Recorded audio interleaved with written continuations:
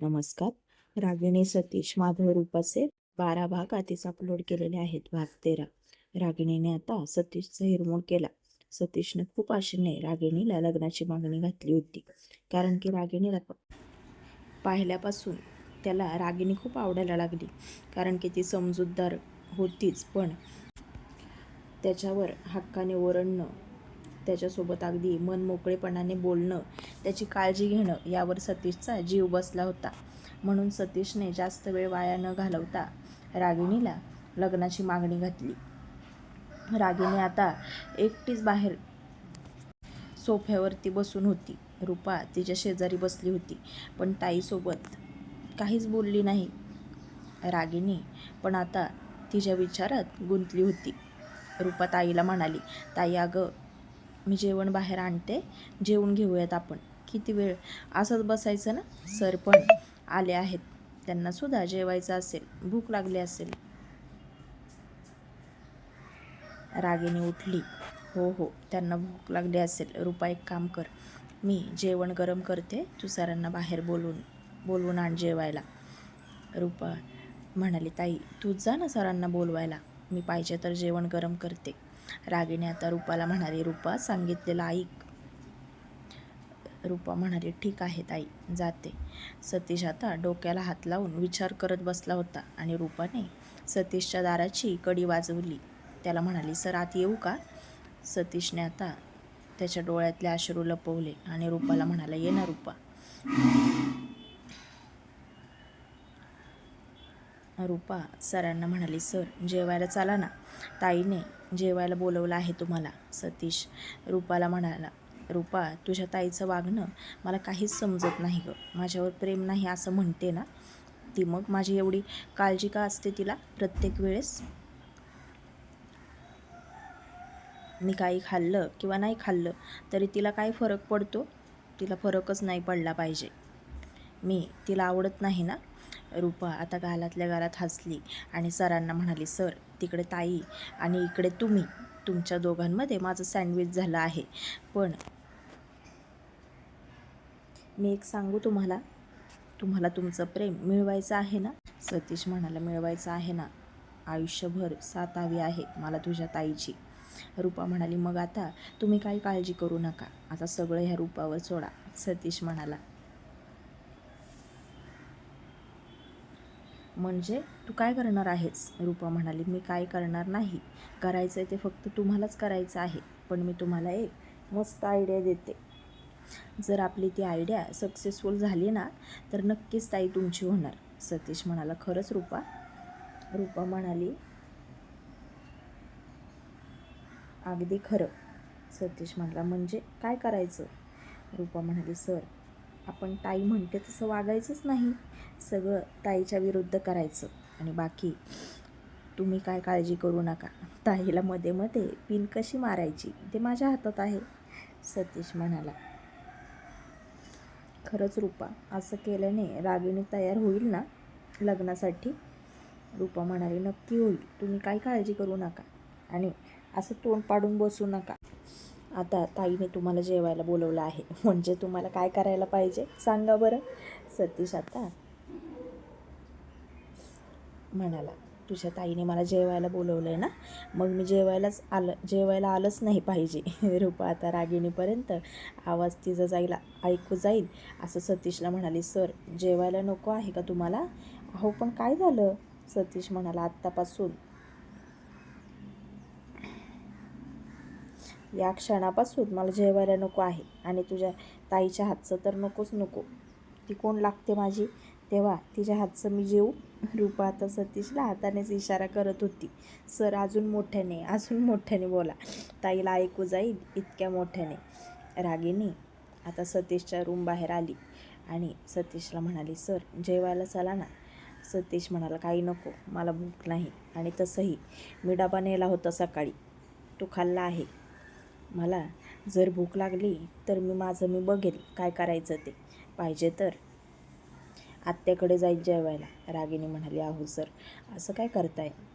तुमचा माझ्यावर राग आहे ना, मग माझ्यावरच राहू द्या आणि तुम्ही मला वेळ दिला आहे ना विचार करायला, मग मध्येच काय असं वागताय तुम्ही माझ्यासोबत? सतीश रागिणीला म्हणाला. रागिणी, फक्त तुला विचार करायला वेळ दिलेला आहे मी कसा वागतो, मी जेवलो का नाही याने तुला काय फरक पडतो ग? रागिणी म्हणाली, ठीक आहे, नका खाऊ, एक नंबरचे हट्टी आहात तुम्ही, असं म्हणाली आणि तरा बाहेर निघून गेली. रूपासुद्धा ताई ताई करत तिच्या मागे गेली आणि इकडे सतीशला त्याच्या आत्याचा फोन आला. सतीशने फोन उचलला आणि तिकडनं आवाज आला, हाय सतीश, मी मोना बोलत आहे. सतीश म्हणाला, अरे बापरे, ह्या मोनाला सुद्धा आत्ताच यायचं होतं का? सतीश आता उसनं हसत म्हणाला, हां, बोल ना मोना, कशी आहेस तू आणि कधी आलीस? मोना म्हणाली, अरे कधीच आली आहे मी. सतीश मनातच म्हणाला, आत्याने मोनाला सांगितलं पण, आणि मोना लगेच एक्सप्रेसने आली का काय? मोना, अगं तू येणार होतीस, मग मला आत्या बोलली कशी नाही?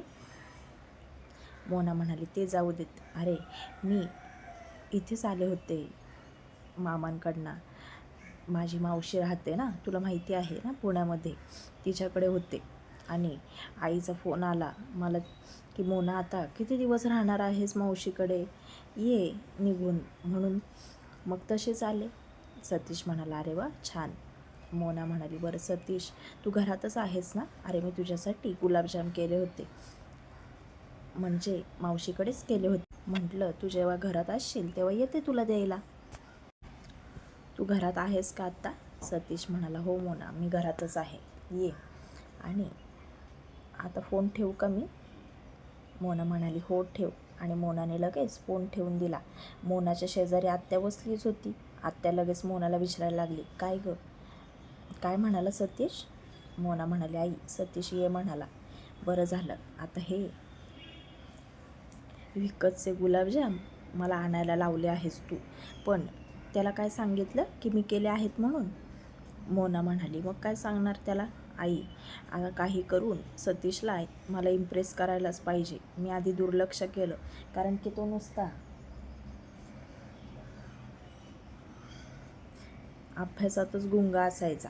कधी वाटलं नव्हतं की तो कुणाच्या प्रेमात पडेल, पण आता तू म्हणतेस म्हणून मला विचार करायला पाहिजे आणि त्याला कुठली मुलगी आवडायच्या आत मला त्याला इम्प्रेस करायला पाहिजे, म्हणजे मी बिंदास होईल. तू सांगितलंस मला, तर त्या दोन्ही मुली घरातच आहेत का? आत्या म्हणाली, हो, घरातच आहेत त्याच्या, आणि मस्त देखण्या आहेत ग. आणि त्या दोघींमध्ये एक रागिणी नावाची मुलगी आहे, तिच्याबरोबर सतीशचं जरा जास्तच पटतं. पण रूपा, सतीशसारखा मुलगा तुझ्या हातातनं जाऊन देऊ नकोस. अगं एकटाच राहतो, नोकरीसुद्धा चांगली आहे, महिन्याला 1.5-2 लाख रुपये कमवतोय, त्याचे आई वडीलसुद्धा गावाला असतात, तुला माहिती आहे ना, आणि तू माझ्या शेजारीच राहशील, ही तर किती आनंदाची गोष्ट आहे. त्याच्यामुळे मोना, काही कर आणि सतीशला अजिबात गमावू नकोस. बरं आई, तू गुलाबजामचा डबा दे, मी सतीशकडे जाते, आणि मला थोडा यायला उशीर झाला की लगेच फोन लावू नकोस, थोड्या वेळाने येईल मी, तिथला सगळा अंदाज घेऊ देत मला. आई म्हणाली, हो हो. आई म्हणाली मोनाला, मोना, किती छान दिसतेस ग ड्रेसमध्ये, मी कधीच पाहिलं नाही बाई तुला ड्रेस घातलेला, नुसते काय ते शॉर्ट वन पीस आणि त्या पॅन्ट घालत असतेस काय माहिती.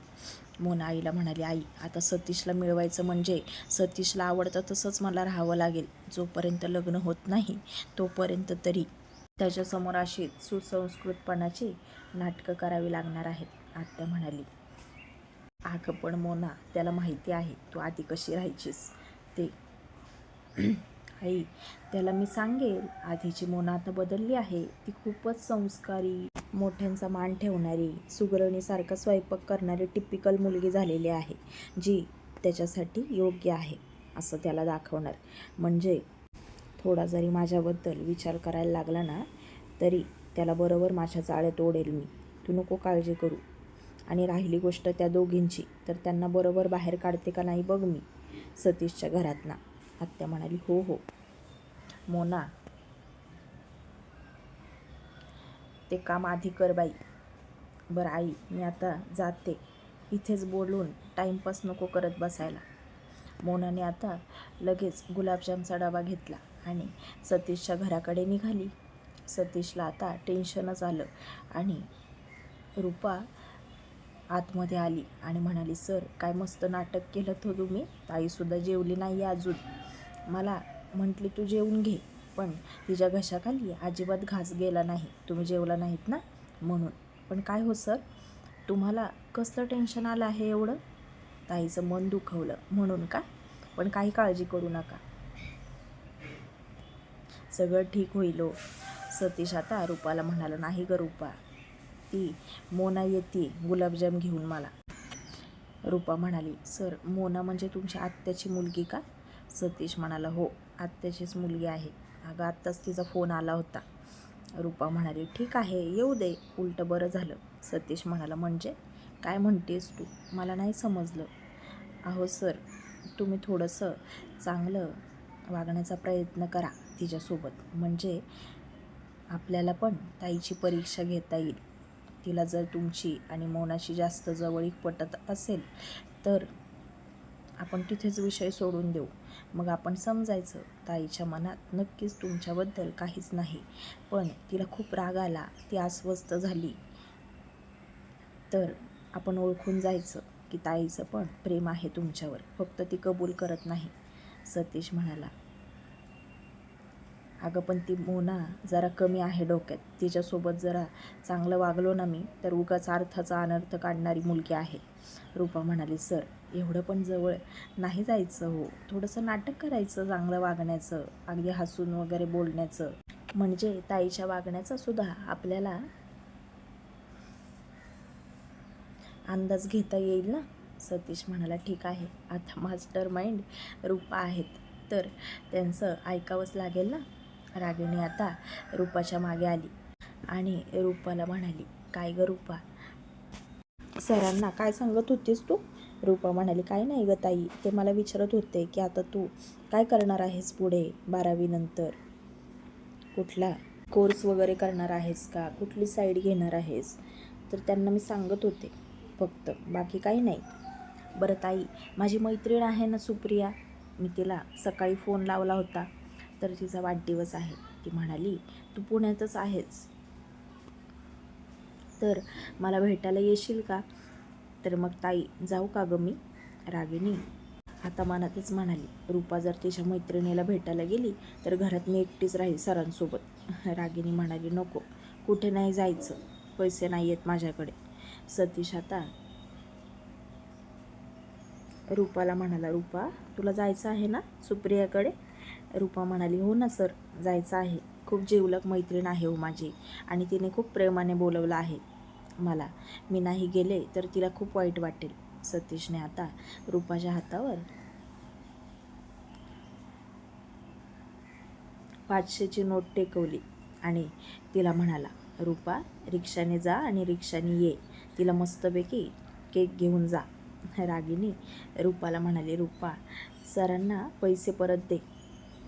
रूपा ताईला म्हणाली, ताई असू दे ना, मी जेव्हा कमवायला लागेल ना तेव्हा देईल मी सरांना पैसे परत, हो का नाही हो सर? सतीश आता हसला आणि म्हणाला, हो हो रूपा, नाही दिलेस ना तरी काही हरकत नाही, जा तू मस्त एन्जॉय कर. रागिणी आता रूपा रूपा करत होती पण रूपा पळाली तिचा आवरायला आणि सतीशसुद्धा मस्त शिट्टी वाजवत गाणं गुणगुणत बाहेर आला आणि सोफ्यावर मस्त पायावर पाय टाकून बसला मोनाची वाट पाहत. मोना इतक्यात दारात हजर आणि दारातूनच सतीशला म्हणाली, हाय सतीश. सतीशने लगेच मागे वळून पाहिलं आणि सतीश मोनाकडे पाहतच बसला आश्चर्याने, कारण की मॅडम नेहमी जीन्स टॉपमध्ये शॉर्ट जीन्समध्येच असायच्या, पण आज चक्क तिने सलवार कमीज घातली होती. सतीश म्हणाला, ये ये मोना, वेलकम. अगं आज सूर्य नक्की पूर्वेला उगवला आहे का पश्चिमेला उगवला आहे ते जरा बघून येतो. पण अगं जाऊ देत, सूर्य मावळला असेल बहुतेक, पूर्वेला मावळला आहे का बघून येऊ का? मोना आता सतीशला चिमटा काढत म्हणाली, गप्प बस रे सतीश. आणि सतीश जोरजोरात मोठमोठ्याने हसण्याचा आवाज रागिणीपर्यंत आला रागिनी बेडरूममध्ये पुस्तक वाचत बसली होती आणि रूपा तिचं आवरून निघाली होती. रागिनी रूपाला म्हणाली, काय गं रूपा, सर कोणासोबत बोलत आहेत? रूपा म्हणाली, आता ते मला कसं माहिती असेल ताई, थांब जरा, आपण दोघी जाऊन बाहेर बघूयात. चल, मला पण आता निघावं लागेल. रागिनी रूपाला म्हणाली, रूपा तुला आजच जायचं होतं का गं मैत्रिणीच्या वाढदिवसाला? रूपा म्हणाली, ताई आजच असतो तिचा वाढदिवस, मग मी आजच जाणार ना. बरं ते जाऊ देत. आणि तुला कोण खातंय गं घरामध्ये? रागिणी आता लाजत रूपाला म्हणाली, रूपा मी पण येऊ का गं तुझ्यासोबत? रूपा म्हणाली, अजिबात नाही. रागिनी म्हणाली, का? ताई तू अजिबात येऊ नकोस, मला सारखे सारखे ओरडत राहशील माझ्या मैत्रिणीच्या समोर. रागिणी म्हणाली, अगं नाही ओरडत बाळा तुला, येते ना, सर एकटेच घरात आहेत ना, आणि मी एकटी किती वेळ बसू, समजून घे ना मला. रूपा म्हणाली, अजिबात नाही. रूपाने आता रागिणीच्या हाताला पकडलं आणि तिला बाहेर घेऊन आली. आणि बाहेर बघते तर मोनाच्या आणि सरांच्या मस्त गप्पा चालल्या होत्या. आणि रागिणी त्या दोघांकडे बघतच राहिली आणि रूपाला हळूच म्हणाली, आता ही कोण आहे? रूपा ताईला म्हणाली, ताई अगं ही मोना आहे. सरांना मगाशी त्यांच्या आत्याने फोन लावला होता, ती म्हणाली त्यांची मुलगी आली आहे. मग मला तरी असं वाटतंय मोनाच आहे. आणि सरांचं आणि तिचं बघ ना किती छान पटतंय दोघांचं, किती छान गप्पा रंगल्या आहेत ना दोघांच्या. आणि हातात पण काहीतरी घेऊन आली आहे, बहुतेक सरांसाठी खायला काहीतरी घेऊन आली आहे वाटतं. बरं ताई मी निघते, मला उशीर होतोय. रूपा पुढे जाणार इतक्यात सतीशने रूपाला थांबवलं आणि मोनाला म्हणाला, मोना ही रूपा आहे आणि तिथे मागे थांबली आहे ना ती तिची बहीण रागिणी. आता मोनाने एका हातानेच केस झटकले आणि म्हणाले, अच्छा बरं सतीश, अरे तुझ्यासाठी गुलाबजाम आणले आहेत, खा ना. रूपाने आता रागिणीच्या नकळत सरांना ऑल द बेस्ट केलं आणि ताईला म्हणाली, ताई येते गं, आणि लगेच तिथून निघून गेली. पुढील भाग पाहण्यासाठी चॅनलशी कनेक्टेड राहा आणि चॅनलला अजून सबस्क्राईब केलं नसेल तर चॅनलला प्लीज सबस्क्राईब करा